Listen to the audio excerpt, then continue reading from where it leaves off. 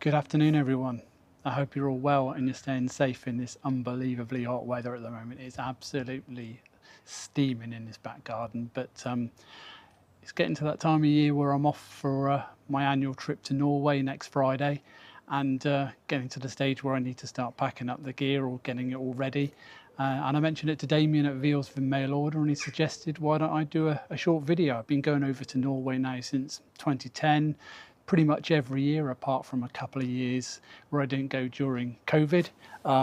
Yeah, we're off to Lopper Sea Fishing AS, which is a camp nearby to Sandland Brig, very well known camp. So I thought I'd do, like I say, this short video just to run through a few of the bits that I take over and a few of the things that I've learned and the little tips and tricks that I've sort of picked up over the last sort of 15 years or so. So hopefully some of you might find it helpful if you're planning a trip over there anytime soon. So let's get into it, starting with the rods and reels.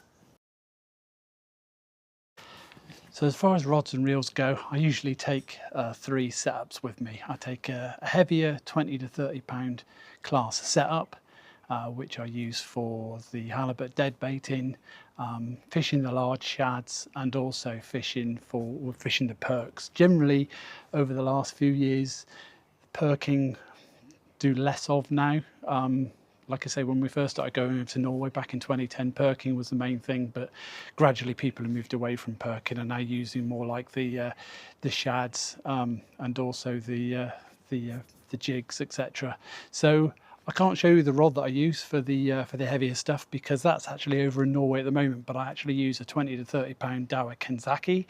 So that's the heavy boat rod, and I team that up with a Finor Marquesa 12 lever drag reel, which is that one there, and that's loaded up with, I think it's 54 pounds Daiwa J braid, and that's the 8 strand.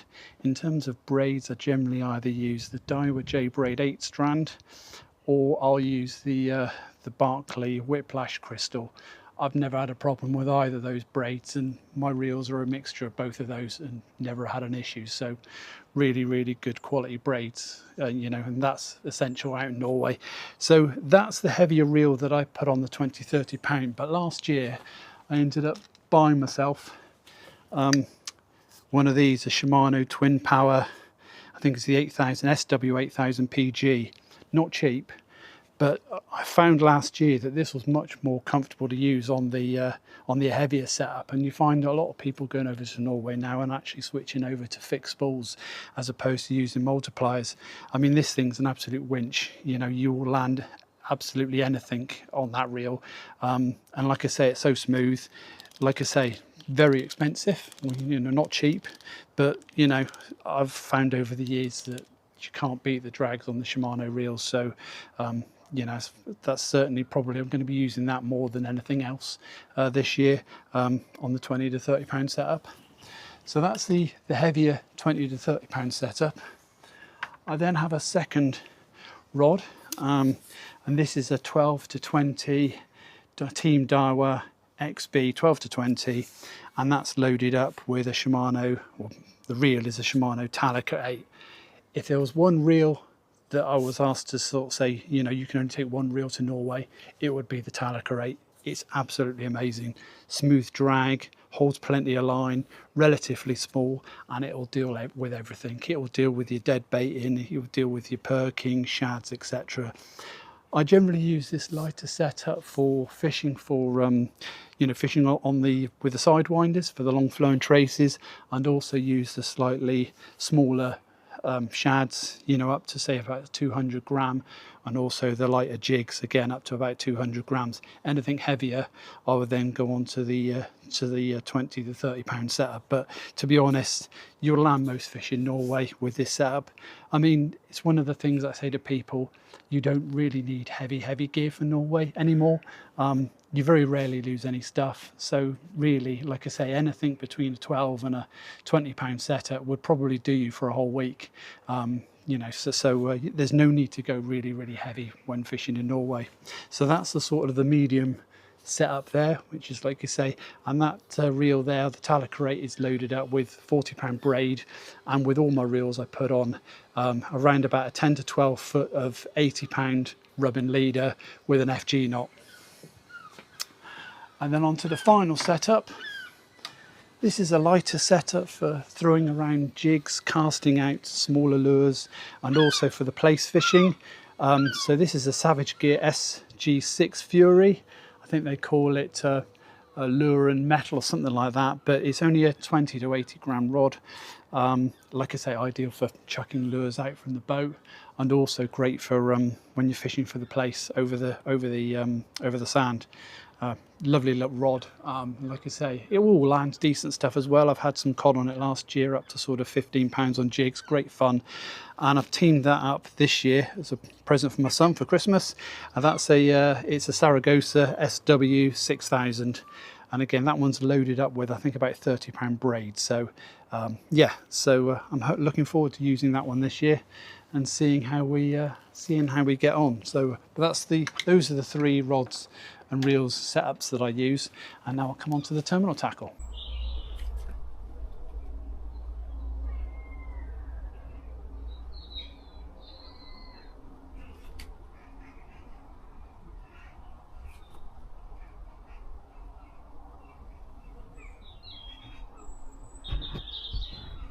So it might not look like there's a huge amount of gear there, and that's why. That's because basically I've got a huge amount of gear out at Lopper Sea Fishing AS, where we're going next Friday. So all my big shads, weights, etc. are all out there.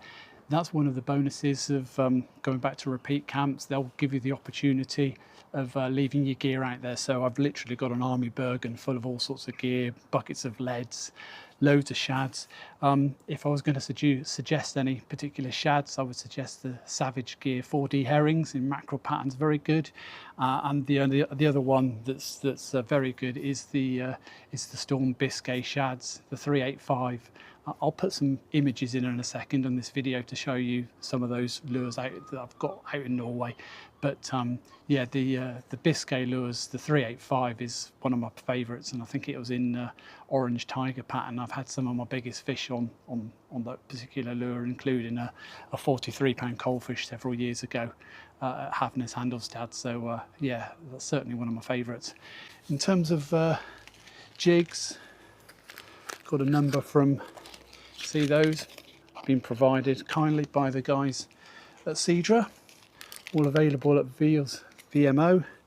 So decent selection of those to try this year. So looking forward to giving those a good try. Those are in various sizes, all around 200, between 160 and 200. I have got a few smaller 100-gram ones, but generally, you know, the heavier lures are the ones that we have to use. And then I wouldn't go anywhere, or certainly wouldn't go to Norway without having plenty of sidewinders. One of my favourites is the Bloodhead Joey, that one there. I think they do a slightly larger size, and that's the ones that usually the most, you know, I've had most success on. But I've probably caught more fish on that particular lure than any other when going to Norway. It really is an unbelievable lure out there. For some reason, everything seems to take it. The coalies, the cod, the halibut as well. Someone used to say that elephants eat peanuts, and that's the truth with sidewinders. They will catch even the biggest fish. Fished obviously on a boom, on a flowing trace of sort of 8 to 10 feet. The beauty of these is you're constantly covering all the water depths. We used to go out to a place called Havness, as I mentioned just now, and there were guys that were just literally perking on the bottom, not catching anything, and we were pulling in coalfish and codfish after fish, and it's because the fish were actually up in the water column, about halfway up, chasing bait, and they couldn't understand why they weren't getting anything hard on the bottom, and we were picking up all these fish, and it's because we were bringing the lure from the bottom all the way up virtually to the top. And some of the fish were actually taking maybe 20-30 feet below the surface. So yeah, I would always go to Norway with the sidewinders, and the last year they brought out the Skerries Pro, and again that one was really good on the cod.